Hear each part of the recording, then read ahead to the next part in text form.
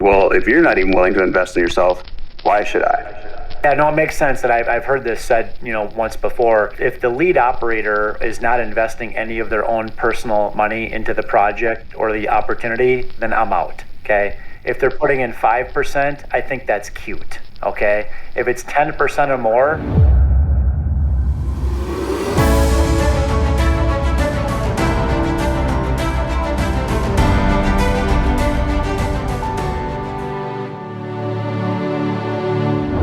All right, welcome back to another episode of Angels, Exits, and Acquisitions. I'm your host, Jeff Barnes, and this is, again, Angel Investors Network's podcast on how to raise capital, invest in deals, start businesses, scale and exit businesses, and all of that fun stuff.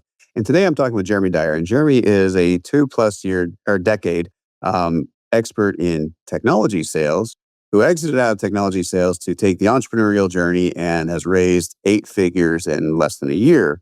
And there's some really important secrets and strategies that he imparts and the wisdom he gives on this episode that I think anyone who's going through that process of raising a significant sum of capital for their business or their fund is really going to find valuable, including one really, really important part that if you don't figure this one thing out, well, the rest of it's going to be very hard. So take a listen and let us know what you think. Take care. Welcome to Angels, Exits, and Acquisitions, the place to learn how to fund, scale, exit, and massively profit as an angel investor or entrepreneur. Brought to you by the Angel Investors Network. And now, here's your host, Jeff Barnes. Welcome back to another episode of Angels, Exits, and Acquisitions. I'm your host, Jeff Barnes. I'm here today with Jeremy Dyer. Jeremy, how are you today? Jeff, I'm doing well. Thanks for having me.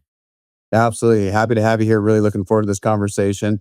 I'm really looking forward to learning about your journey into entrepreneurship and raising capital and investing and all of the fun stuff. But before we get into all of the details, why don't you give folks a little bit of your background? Yeah, I'd be happy to do it. So I really have found my way in the corporate world with technology sales.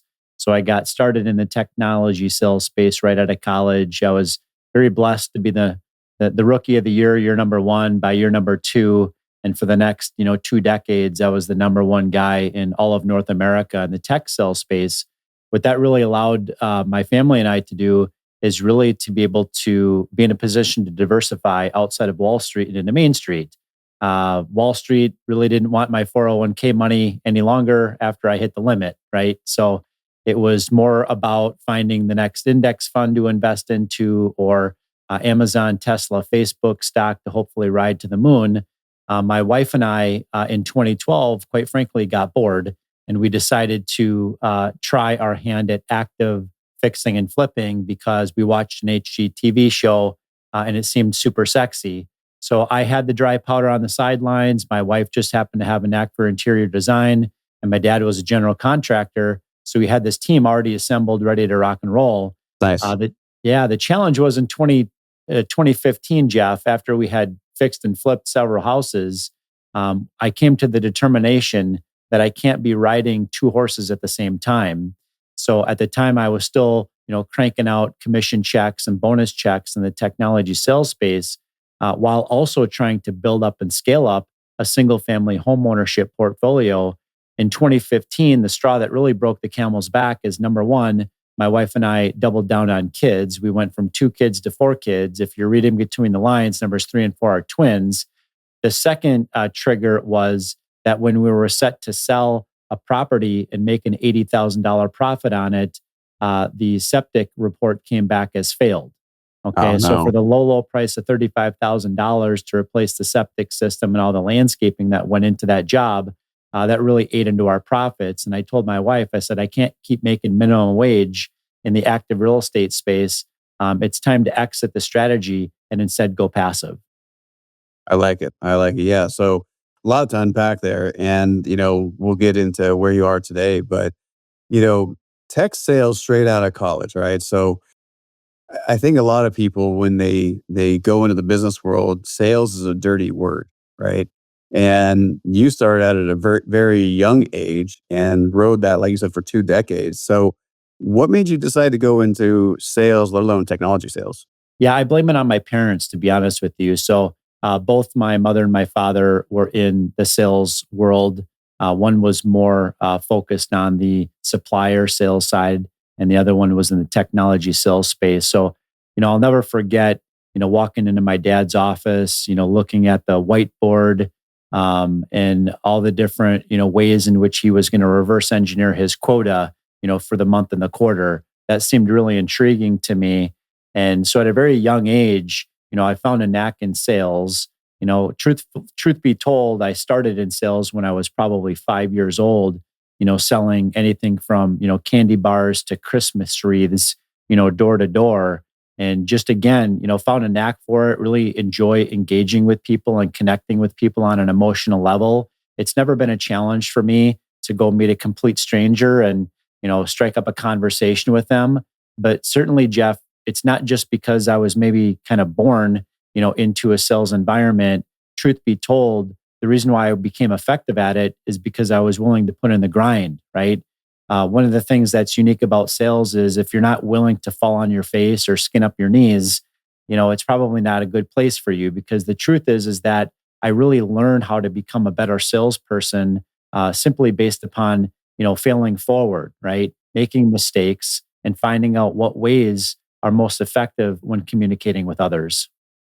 And this is, I always dive into this a little bit when I hear this, because my ears perk up when I think about this, because most people, they want to become entrepreneurs. They want to be successful in life. They want to go out there and build something. They don't think about selling something first, right? They really don't. In fact, they're really just hoping people will just buy their stuff, but they don't realize, and I didn't, right? I was an engineer, I was a mechanic, and I was all focused on left brain activities most of my life. And then I realized, oh man, I've actually got to get good at the selling thing. And it's a tough pill to swallow for a lot of people, because I just want them to buy my thing, right? But that's not the way it works out. And it doesn't even matter if it's buying a widget, buying a technology subscription, buying a house, or even buying into an investment, right? It's all a very similar process. And so I always, when I hear somebody talk about their sales background, the very next question I have to ask is, how instrumental do you think that was in your long-term success? Yeah, totally. I mean, obviously, you've heard it said once before that nothing happens until somebody sells something, right? Yeah. So it's incredibly important. I remember in the technology sales world, a couple decades ago, the field sales guys would panic because, well, the inside sales guys, that division's growing, and we're going to be able to, systematize and optimize and AIs and all these different things, the processes. But at the end of the day, as everybody knows, selling is a heavy relationship business, right? Mhm.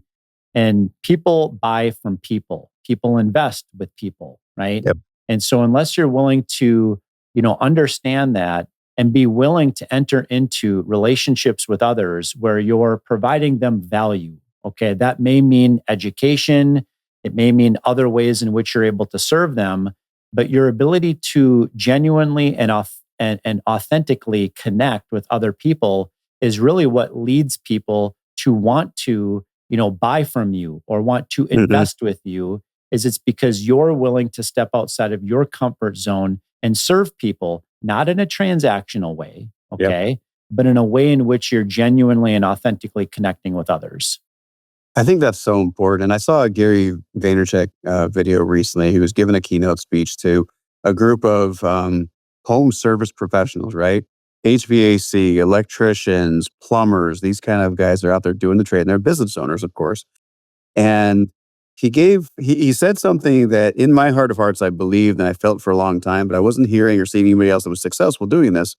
And he was, Gary Vee is a huge social media influencer. He runs a $300+ million per year marketing agency. He is a player when it comes to space. And he said, listen, you need to stop worrying about quantity. You need to start worrying about connection and quality and putting out great value out there. And when I heard that, it was in stark contrast to everything else I've heard, which is just put out more stuff, more stuff, more stuff. Eventually, you'll put out something people want and they'll find you, right? And build up your following and build up your database and all that sort of stuff. And I was good at that. I did that for years, just put out stuff and you lead magnet this and lead magnet that, and get as many people on our database as we can. And then you find out that, it's just like the typical Pareto principle, 80-20. Only 80% of your results are going to come from 20% of the people you connect with, the people you do business with. And that building a relationship is paramount to being successful when it comes to selling anything, let alone raising capital. Would you agree with all that? Yeah, no, it's incredibly powerful. And, there's nothing that is wrong about, the one-to-many approach. Okay. The one-to-many approach can actually help you as an Right. individual brand, become a human magnet for whatever it is that you're trying to sell or maybe encourage other people to invest into, right? Mhm. But that's only one piece of it. People aren't going to invest, Right. in your content. Okay. They're going to invest in you once you're given that opportunity to have an at bat with that potential, buyer, right? And so it's through that nurture relationship that you have with them after they've been attracted to you. That's what ultimately gets people over the finish line. Yeah, absolutely. And I think that dovetails nicely into the next part of your career, which is you've been successful in selling, you are building up relationships, you're doing something that you're good at, you're obviously making good money. And I think that's something that a lot of, especially young people, really need to take away, which is, get really, really good at one thing. Don't try and be a jack of all trades. You have to know a few, but get really, really good at one thing. You got really good at selling technology. But then at some point you decided to make a shift because you got bored, which I think a lot of it's just like we call it entrepreneurial ADHD, right? We just get tired of doing the thing, and so we want to try something new. And you didn't jump ship right away, which is smart. You said, let's start this thing up as a side hustle. Let's go start doing fixes and flips. You started doing that. You double the size of your family practically with the twins, and now you have this situation where you're like, all right, we need to level up our game or get out of it. It sounds like when it comes to doing real estate the right way. So talk to me about that transition and what was kind of going through your guys' mind at that point. Yeah, really at the end of the day, I had to focus on what my priorities are in life, right? I can always find a way to manufacture more money. Okay. However, usually that comes at the trade-off of me spending more time, right? Right. So the challenge that I had back in back in that time was really riding two horses at the same time. And truth be told, that is what I was doing in the last 2 years as well. In starting up a capital raising business just 2 years ago and raising $45 million bucks and monetizing, really my personal and professional network.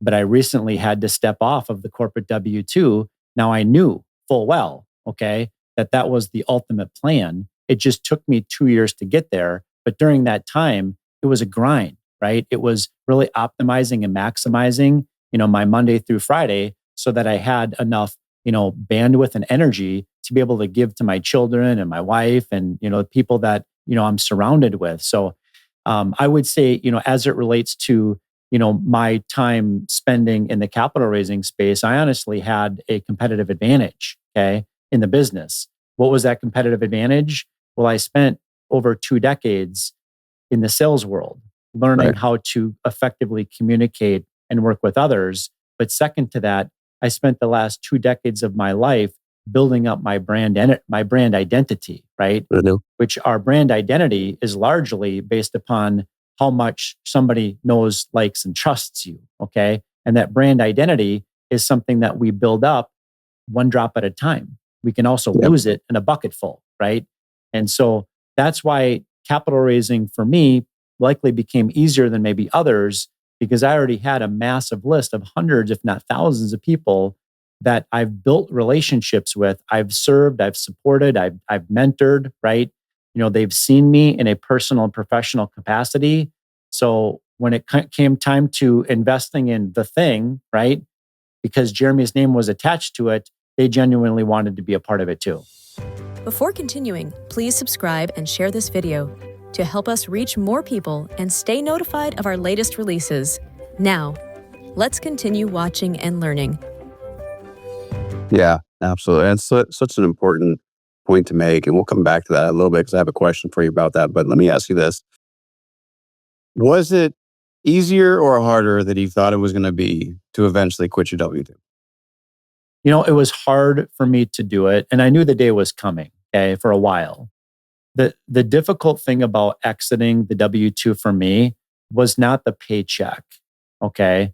It wasn't the transactional nature of the business, which, by the way, after having done it for almost 2.5 decades, I absolutely despise treating people like they're purely transactions, right? Which is why I love real estate because it's not a transaction-based environment. If you treat people like a transaction, you're not going to be effective, right? Right.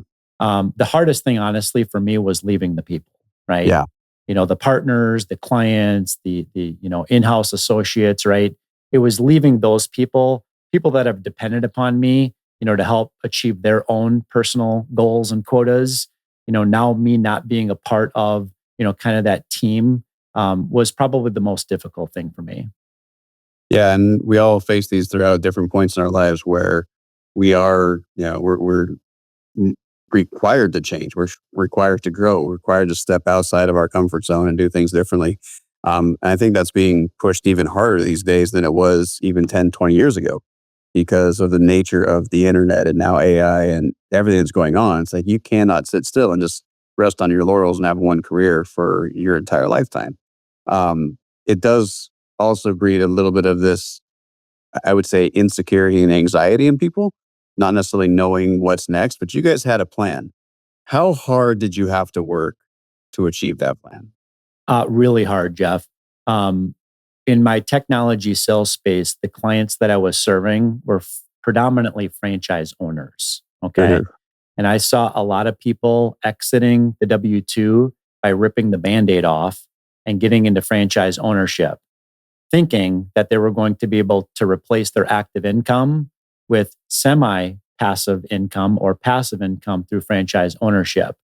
The truth is that wasn't the truth at all. Okay. Mhm. The truth is that what they did is they just simply invested in another job. Right. Right. And so people obviously need to understand that if you're considering going into franchise ownership, you're considering starting a side hustle, is you need to be prepared for 2 years where you're going to have to grind it out. Okay. Mhm. Where you're not going to have active income right out of the gates because you've got to spend the better part of 2, 3, maybe 5 years building up your business to a point in which you're able to then walk away from your active source of income. With my family specifically, I was the only income earner, right? So I needed to, out of necessity, I needed to allow both things to coexist at the same time. The corporate W 2 and the entrepreneurial side hustle had to coexist until the side hustle was large enough and bringing in enough cash flow to which I could completely replace the dependence on the corporate W 2. Yeah.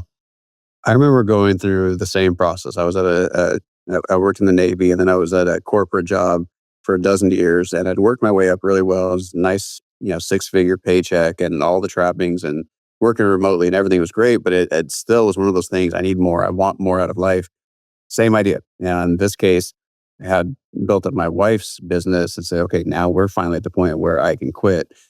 And you did something that was a lot smarter than what I did, which is I ended up getting a divorce 2 months after leaving my corporate job. So that nest egg or that base that we built up was no longer there for me. So it changed everything for me completely. But I think a lot of people undervalue that grind. They don't know how hard it really is, especially when you're doing it as a side hustle. And what they fail to understand, I think, from what I've seen, is the emotional toll it's going to take on not just you, but your family. How did you navigate that? And did you guys go through that as well? I'm sure you Yeah, did. 100%. And in all honesty, you have to be intentional with your time, right? And you have Mhm. to prioritize literally daily. Okay, there's going to be seasons during the course of you launching the thing, right? Whether it be a new small business or a franchise business, or in my case, it was a capital raising business in real estate. There's going to be seasons where it's just going to be busier, than others. Mhm. But really prioritizing, what's important to you on any given day, and what parts of your day are you able to carve out, okay, so that you can spend time, developing and being intentional with your family is incredibly important. The reality is most of us waste a lot of time every day, okay? I'll give you an example. The last 2 years that I was in the technology sales space, as I was building up my side business, I probably gave it 50% of the effort, but I yet produced the same result.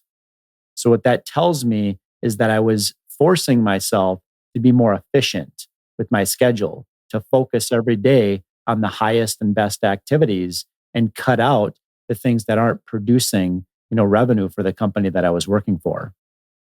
That has got to be one of the biggest insights that I think most people end up getting to if they go down this path, right? Which is, I was filling up 40 hours a week, sometimes 50, 60 hours a week at a job, stressed out, getting by and getting the job done, but always stressed out. And then all of a sudden something shifts.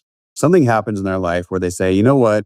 I need to try something different. This is not the path I want to be on anymore. So I'm going to put my time and energy into this. We all go through a personal development journey. We started listening to we used to call them books on tape, books on CD. Now it's just, university in your car, or, while you're working out, or whatever you can do, all the podcasts, all the everything that we go through. And we start refocusing our energy. And then we come back and say, but we still, if we're being smart about it, we still have this obligation to accompany the thing that's putting food on the table. And then you sit back and you look at it, you go, wow, I was able, just like you said, I was able to produce pretty much the same results, even though I was spending all my time and energy over here. And then if you start thinking about it, you go, man, how much time was I wasting?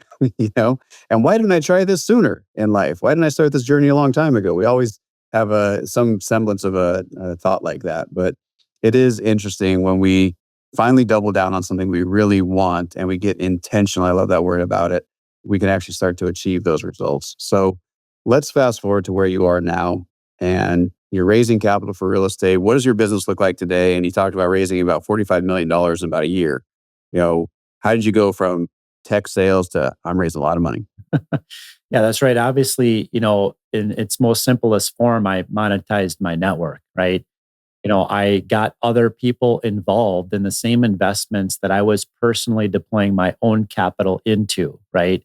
I never raised a dime from an investor unless I had personally deployed my own capital into that deal, right? So now I can comfortably tell investors, that when I have the next opportunity, it's going to be with the sponsor that I've personally invested 7 figures of my own money with, okay, already, right? So we talk about, doing due diligence, on the deal, the pitch deck, the property, the sponsor, right? I've done all that because I've invested with these people, 10 plus times. So I know their track record. I know their transparency. I know the team that they're surrounded with. I understand execution risk. I don't think people talk too much about execution risk, but that should be the number one most important factor that people consider when deploying capital into any investment is what's 100%. the execution risk of that individual or that team in executing, whatever the said business plan. And there is a lot of risks. There's a lot of risks, when investing in anything from angel investments to, multifamily syndication investments. Yeah, I couldn't agree with you more. Execution risk is, I would say, probably the biggest risk that's out there, right? Because everybody has ideas, and we still say ideas are a dime a dozen. You can wake up tomorrow morning, 10 new ideas. And entrepreneurs generally do, right? But if you can't execute on the one thing that is going to move the needle and move the ship forward, it doesn't really matter how many ideas you have. And so we say that, investors should be investing in the jockey, not just the horse, right? And the jockey being the one that knows what it's going to take to get that horse over the finish line. And so I love that. So what are some of the, and the other thing I want to hit on is investing in yourself first and investing in your project with your own money. I can't tell you how many times that one question will stump up any entrepreneur, anybody raising capital. It's like, well, how much of your own money have you put into it? And if the answer is zero, then the very next question is going to be really, really hard to answer, which is, well, if you're not even willing to invest in yourself, why should I? Yeah, no, it makes sense. And I've heard this said, once before. If the lead operator or the lead owner or the lead entrepreneur, is not investing any of their own personal money into the project or the opportunity, then I'm out. Okay. If they're putting in 5%, I think that's cute. Okay. If it's 10% or more, then I'm ready to listen. Right. Right. And I'm not talking about, sweat equity or an acquisition fee. I'm talking about cold hard cash that you're willing to put up on the line, because to me, that shows, a real true alignment of interest. And I know as it relates to my company, Starting Point Capital, I still, after 2 years and 45 million in capital raised from a few hundred investors, I can still tell investors I am the single largest investor to date, right? In my business, right? I have more at stake here than any other single investor does. Yeah. And that's huge, right? And you're in a world where you can still go get a bank loan, right? For certain projects. But even banks are like, well, yeah, that's great, but we're only putting in 60 or 70% of the total value. Where's the other 30 or 40% coming from? You better have it, right? And they will even have seasoning requirements. If you say, oh, well, yeah, don't worry, we'll bring in the money and the money will be there and we'll take care and we'll pay for it, and say, well, whose money is, oh, if you lie and say it's yours, which we know that when you're putting in, when you're doing a real estate deal, if you have a fund and the money's coming from a fund, it's not your money. It's generally, investors or a pool of, there might be some of it that's yours. But banks will look at it and say, well, yeah, but we need to know that this is not just somebody gave you a loan so you can now put this other loaned money in and then you have nothing at stake, because they're smart. They know that there's risk and they don't want to be the only one holding the bag, right? So I think that is one of the most important things you can do when it comes to raising capital, is show the investors that there's a true alignment of interest because you are putting your cash in as well. Yeah, 100%. And, obviously being, a prudent advisor and coach to tell investors, that you're a big fan of diversification, right? And there's risks. There's risks in all different types of investing, whether it be Wall Street to angel investments to multifamily, single family, crypto funds, ATM funds. I mean, there's all kinds of things for people to invest in these days, and none of them are risk-free. Okay. The question is how much are you willing to pay for that risk, right? And so sometimes investors, incorrectly will chase after the shiniest pitch deck, or they'll chase after the highest, projected equity multiple or internal rate of return. But there's a risk premium that you're paying for that increased return. And by the way, that is not a guaranteed return. That is a targeted or projected return that investment sponsor or that individual that's pitching the opportunity to you thinks that they're going to hit. Well, then we come back to what's the execution risk? And do you believe that jockey that's riding that particular horse at this point in history is going to be capable of delivering even in the wake of some potential and likely headwinds? Yeah, absolutely. Now, I have a tough question for you, because I'm going to hold you to this. And, people have told me that have listened to this podcast, like, it's great, I get all this advice, but what is one thing that I can take away from each episode? And so I'm going to pose the question to you. I know that there's probably 10 things you could rattle off pretty quickly, but if you could give somebody one piece of advice when it comes to succeeding in raising capital, what would you tell that person that's just about to start the journey and say, hey, I want to go raise money, and what's the one biggest thing I need to know? Yeah, it honestly, you need to invest in yourself first. Okay. So if there's areas within your life that you could improve upon, whether that be your communication style, your willingness to grind it out, your knowledge base level, right? Before I ever even got involved in real estate investing, I listened to thousands of hours of podcasts, okay, read hundreds of books, right? I first took the time to invest in myself. Then, when I decided to, for example, start my own podcast 2 years ago, okay, I was nervous, okay, but I just got started, right? I got over the analysis paralysis, and I said, you know what? I'm just going to do this. I'm sure the first 10 episodes sound terrible, okay, but I learned, right, by doing. I failed forward, okay? That's how we get better. Okay. That's one of the biggest lessons that I learned, being in the technology sales space is, oh, by the way, the technology is changing every single year. So you always have to change your talk track and your pitch and the way that you interact with people, because the way that people consume knowledge and content today is very different than the way that it looked, just 10 years ago. Right. So being willing to commit to investing in yourself, maybe even hiring a coach or a mentor, somebody that's maybe been there, done that before. And I'm not even saying that you have to pay for the service. Okay. The truth is that there's plenty of mentors and coaches out there that are also guests on other people's podcasts. And I can tell you right now, they're not saying anything different to you in a one-on-one session than what they're saying to the one-to-many, through a podcast or through maybe a book that they wrote. It's so true, and it's so important. Anybody who hasn't invested in themselves, hopefully they won't even try and take this journey, right? Because if you haven't invested in yourself first, then no one else will, as we said. And I think that's just really prescient advice, and people need to really take that to heart. And the fact is that there are infinite resources now, between podcasts and audiobooks and blogs and, interviews and courses and on and on and on, right? However, I have one follow-on question. I know I said I only asked you for one thing, but, you did the same thing I did, right? You've probably read all the Napoleon Hill stuff, and you've read, the different real estate gurus out there and watched their courses and went through all this sort of stuff and went to the seminars and went to the conferences, listened to the podcast. And I'd guess that at some point you said, hey, listen, I think I have enough knowledge to make this thing happen. I could probably figure out whatever problems come at me, right?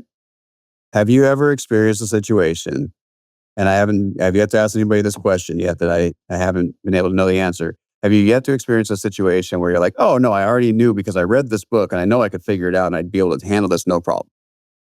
Have you ever come into a situation where you're like, oh man, I wasn't expecting that, and it forced you to change internally and externally to handle that problem? Yeah, honestly, Jeff, it happens every single day.